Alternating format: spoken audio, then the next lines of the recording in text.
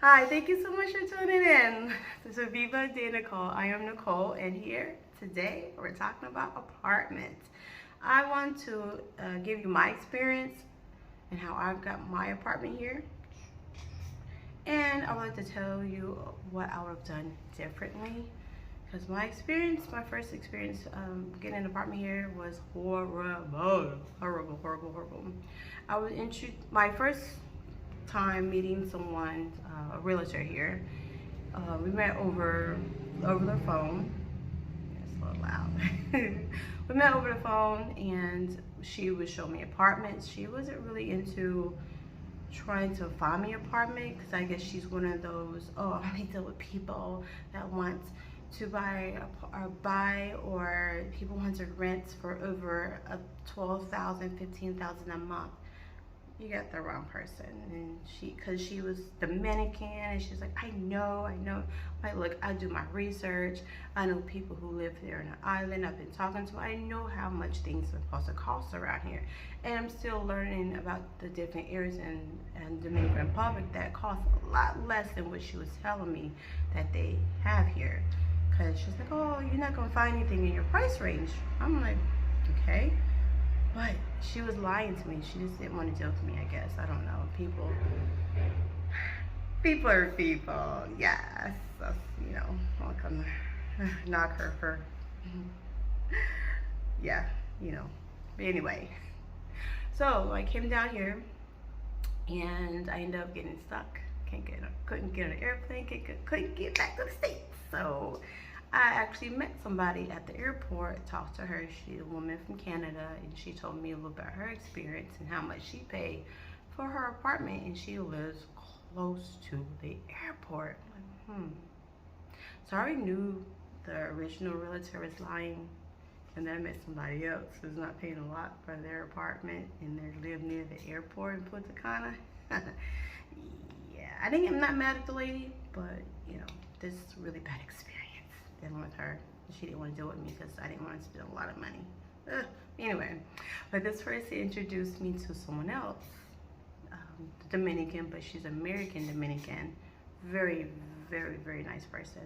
It's just that the process went sour because the people she was involved with did not keep her up to date. She was asking me, hey, have you heard anything? You know what's going on? No one's telling me. Like, are you not telling her? She's the realtor. She's the one I'm communicating with, but no one was communicating with me, which, I was in the States. I was so busy, paying up all these hours, I have a daughter, I have a dog, I have responsibilities, so I left a lot of the things on my husband to do and to find. So that's, I trusted him to find a decent place, a nice place. And we were kind of looking for a place near his job because he works literally up the street, kind of up the street. I walked up there, so it's not that far, but I don't know, it depends on your definition of the street, but it's not far. It's not far. So we considered the area. We found places that was not too expensive, but nicer than what we have here. And I will call this nice because of the size of the area of the apartment and the surroundings. It's not perfect. It's not going to be perfect. I didn't expect it to be perfect, but if you see in one of my videos, I pointed out some of the things that are wrong with the apartment. And since I wasn't here in the States, and the contract was or is in Spanish, and even though my realtor prefers to speak English, even though he's Hispanic and he speaks Spanish, that no one explained anything to me. I thought everything was copacetic, this, that, and the other. So it's like I didn't sign the contract. So he did the contract, and he dealt with my husband and didn't deal with me. So I'm just kind of like, okay, let's just go with this. So I'm not sure what I'm getting, and my realtor couldn't help me at all. So that was problems, so many problems. So I want to go into what I would have done differently. I had a situation back home that I was dealing with as well. So This is what I would have done differently. I would have sought out a different realtor, someone that is involved in helping, or some people would count on relatives that actually live in Dominican Republic, but me, I could count on my in-laws because they're in San Pedro. I'm in Punta Cana, couldn't be no help. But I would think I could count on my husband, but that wasn't the case. Come to find out that, ooh, so much. Where are we again? It's not funny, but yeah. So, for one thing, with all the problems in the apartment, because I just got like an overview of how it looked, and the overview was nice. It's like, oh, this is a really nice apartment, and it's big. Like, okay. And we're 5 minutes away from the beach. Beautiful, in a nice, really nice neighborhood. So, whew, for one, it's overpriced. 2, was problems with the apartment before we even got it. So it's like, okay, I'm paying really too much for this apartment, and there's nothing fixed. If you saw that my other video, you'll see that it's not clean. The first contract we got wasn't right. The second contract wasn't even signed, and with everything, oh my gosh, this really disturbs me.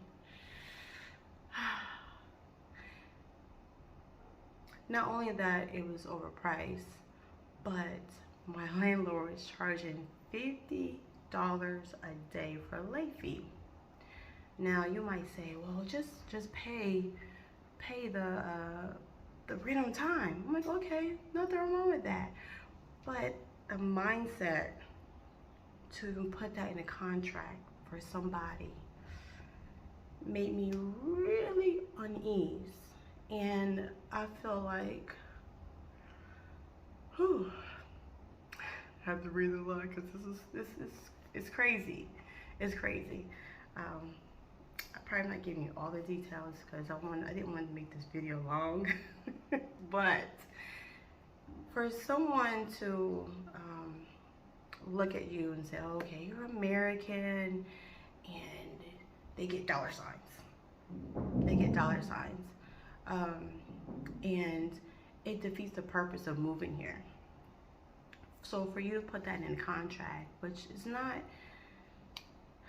normal or natural.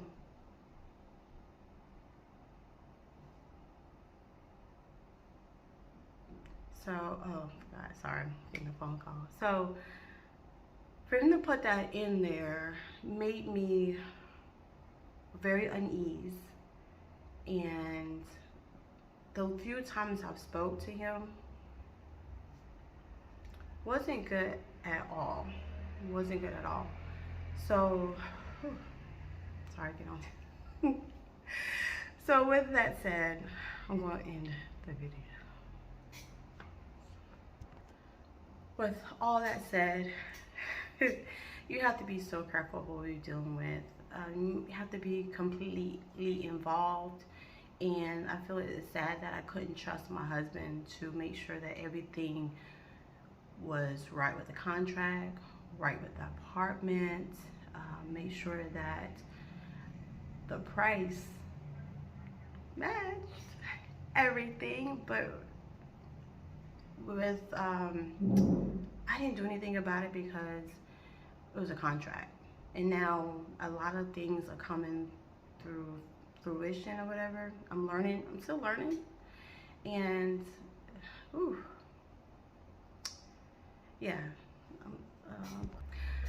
I'm learning through my experience being here, and I'm not allowing this negative experience to deter me for reaching my goal, and everything. But I'm going to end this video here, and if you have any questions or comments or anything, just leave it down below.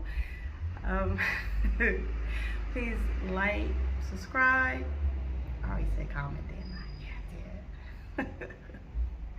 But I hope that you can learn something from my mistakes on this video. But anyway, hope you can learn something from this video, and as well as, I hope that nobody else has to go through this, but just to really be careful and be extremely involved in the process. Even if you don't speak the language, there's ways that you can be successful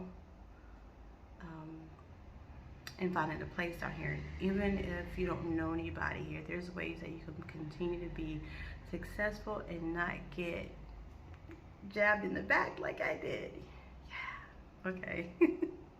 Thank you again for watching Viva de Nicole, and I will see you in the next video. All right.